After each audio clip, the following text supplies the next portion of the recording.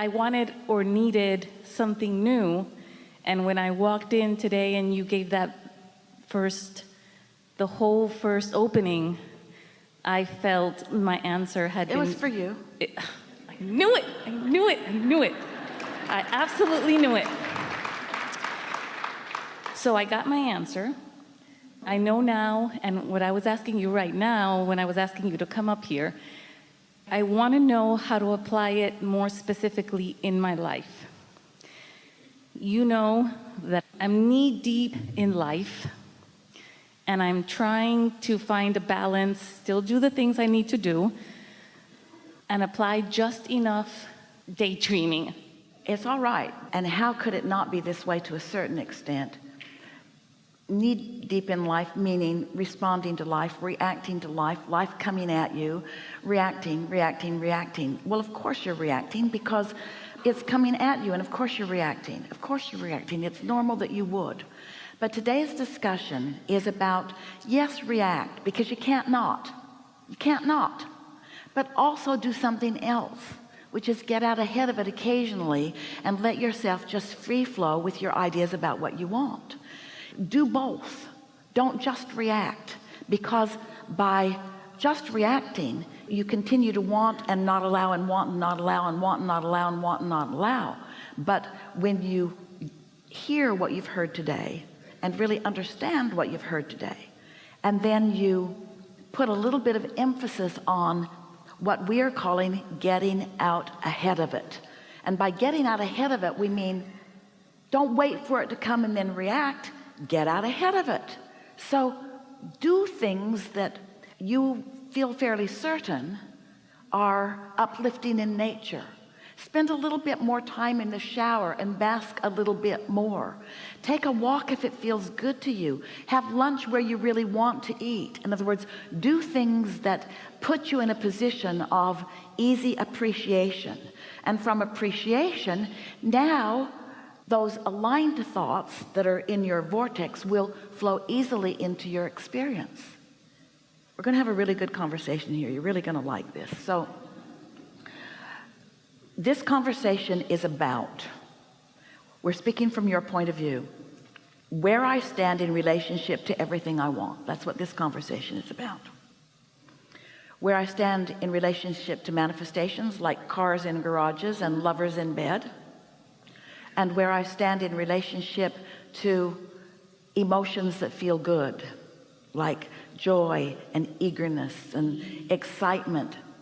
Ease is interesting because ease indicates pressure that you want to release. Just like when someone says freedom, it indicates bondage that someone wants to get away from. So even the word ease is a little reactionary. You see what we're getting at? So this must feel very complicated, because I am where I am, and how do I get to a better place? Well, by moving more in the direction of what you do want and less in the direction of what you don't want. So how do I feel better? By thinking more thoughts from the vantage point that my inner being thinks them, and thinking fewer thoughts from a place of separation from my inner being. I stand here as a vibrational offerer. That's what you could all say about yourself all the time.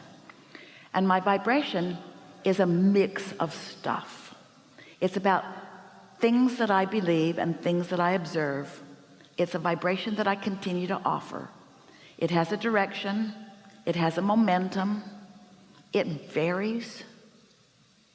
How can I do a more productive, effective, good feeling job of contouring my vibration? First, by acknowledging that I do vibrate. Second, by acknowledging that I offer a vibration because of my thoughts. Third, by acknowledging, since I vibrate and offer my vibration because of my thoughts, I can direct my thoughts. Next, by acknowledging that I can choose better feeling thoughts or worse feeling thoughts, and the more I choose better feeling thoughts, the more the momentum goes that way. So it really is about just thought by thought deciding which direction I want to be more dominant. You're following? So we talk to you over time by encouraging you to choose better feeling thoughts. In other words, revenge feels way better than depression, and anger feels way better than fear, and blame feels a little better than guilt. These are subtle changes in your vibration that if you were on top of it, and if you understood the principle of resistance and releasing resistance, then it would be easy for you, thought by thought, to just choose better feeling things. But if life is coming at you and you are reacting to life, then your life feels out of control and you get knee deep in a dominance of unwanted things. Yes? Yes. So how do you get out ahead of it? Well, maybe something can break the cycle. Maybe someone could swoop into your life with such clarity and passion that you could observe them for a while and you might feel a little better as you develop dependency upon them, which isn't a good idea. Or maybe you can get a little more rest and take it a little easier, which would give you a little more physical stamina and a little greater resolve to reach for better feeling thoughts. You could meditate every day, which would quiet your mind and actually stop all of that resistant vibration, which would give you an opportunity to get out ahead of it. Just something to sort of break the cycle. Now we're going to demonstrate something that works, but it's doing it the hard way. And then we'll talk about something that works, that is doing it the easy way. And maybe the hard way seems like the right way to you. We think the easy way is a better choice, but that's just us. We're resistance free. So Esther is in a new house and she has a new washer and dryer, and the week that she moved in, which was right before Christmas, the washing machine gave her an air code and it locked the door and she couldn't get anything out of it. So she Googled what the air code meant and it looked really complicated. So she called the people that she had purchased it from, and they put her on a long list of waiting. Her clothes were going to be held captive for about 6 or 7 days, it appeared. So she just monkeyed around with it, and somehow the door opened and she got her clothes out, and then it sort of like fixed itself for a while. It's like it didn't lock up again, and she thought, well, it's going to hold my clothes captive again, because she knew she hadn't solved the problem, but she wasn't there that much, so it didn't matter so much. And then the other day she was away and her housekeeper called and said the washing machine had given an air code and the clothes were being held captive. So Esther said, I'll be home in a couple of days and we'll figure it out. So the man from the builder came over and played with it and couldn't figure it out. And then he called the same people that Esther had called before, who put her on the waiting list of 9 days of clothes held captive.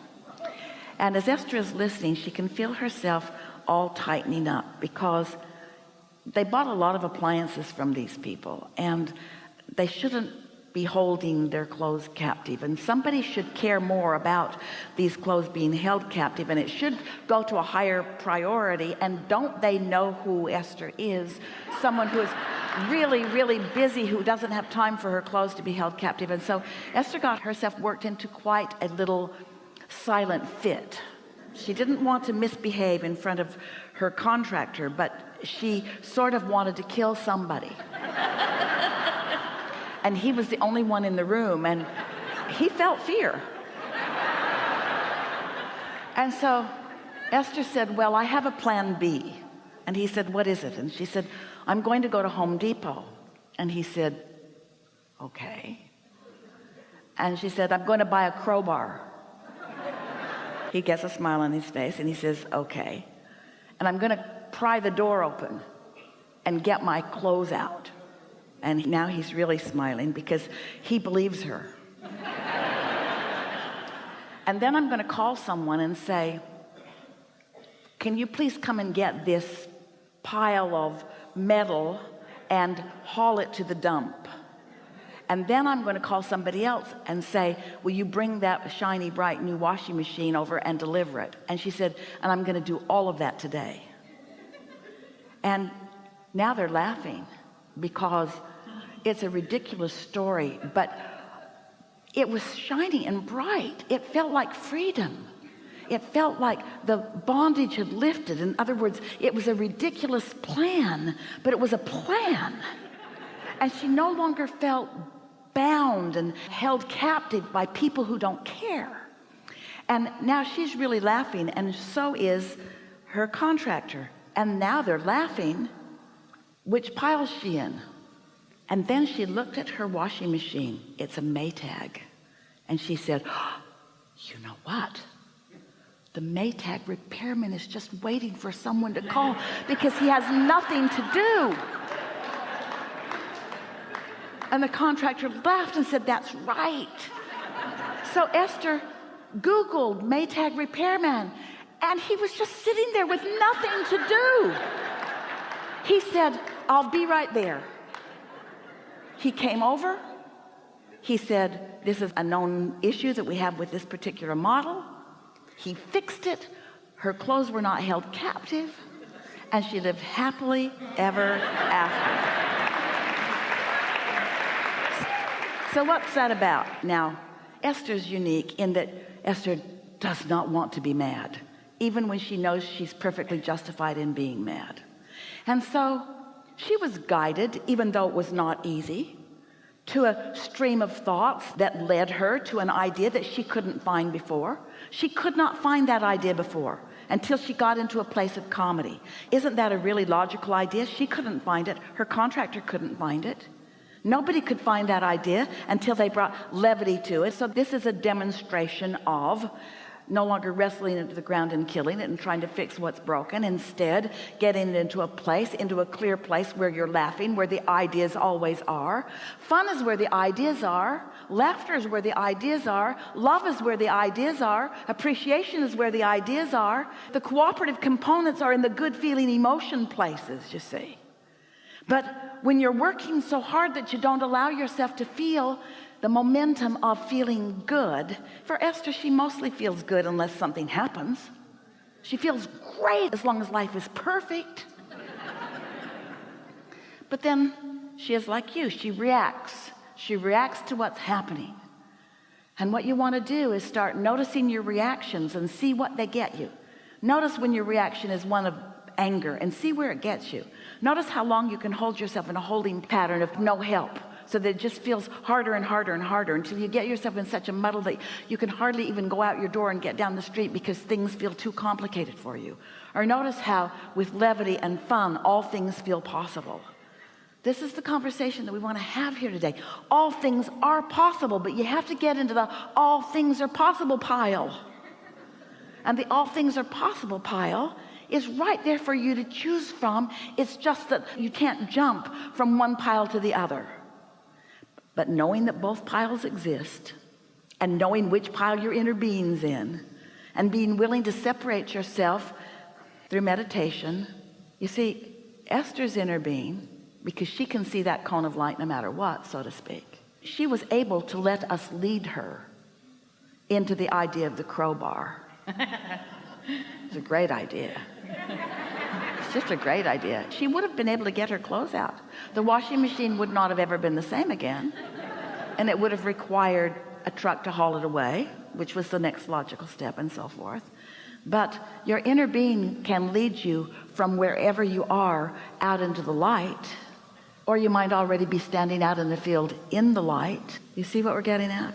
There's nothing serious going on and nothing to worry about, and you're not deep in anything except potential and possibility and ideas.